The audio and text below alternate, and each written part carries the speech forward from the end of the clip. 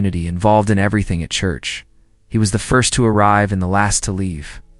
But on the inside he was empty, cold and hard. Home was a battlefield. His heart was a dry land. One day he simply disappeared. He abandoned everything, the ministry, his faith, his family. When we confronted him, he said, "It was never real for me. I just did it because it was what was expected." And at that moment, I understood. He was a fig tree full of leaves, but with no roots. This story is more common than it seems. You might know someone like this. Or maybe you are this person, you might think. But I try. I make an effort. I do everything I can. Yes, I know. But tell me, is your effort in your works or in your intimacy with Christ? Because whoever focuses on doing without being will eventually become just an actor on the stage of faith, and I need to tell you something that might hurt. It would be better never to have known the gospel than to use it as a disguise to hide a fruitless life. Because whoever knows the truth and doesn't live by it carries a responsibility that is infinitely greater. Remember Saul, the first king of Israel? He started well, full of promise, anointed by God. But he disobeyed, replaced obedience with appearance.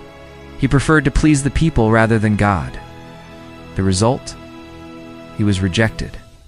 A terrible sentence fell upon him. The Lord has rejected you as king. His life, which began with great expectation, ended in tragedy. But pay attention, God's rejection is never sudden. It is the result of a process. Small concessions, small sins that accumulate until the heart hardens. And when God speaks, you no longer hear. When the Spirit calls, you no longer respond.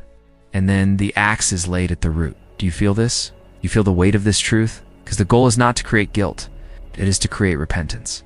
It is to shake your soul before it is too late. How many times have you thought, one day I'll change? One day I'll fix myself. One day I'll start praying for real. But that one day never comes.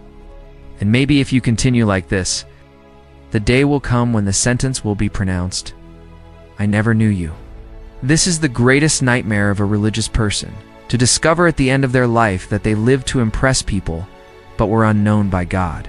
And here is a pattern break, because you might be feeling crushed right now. You might be thinking, there's no chance for me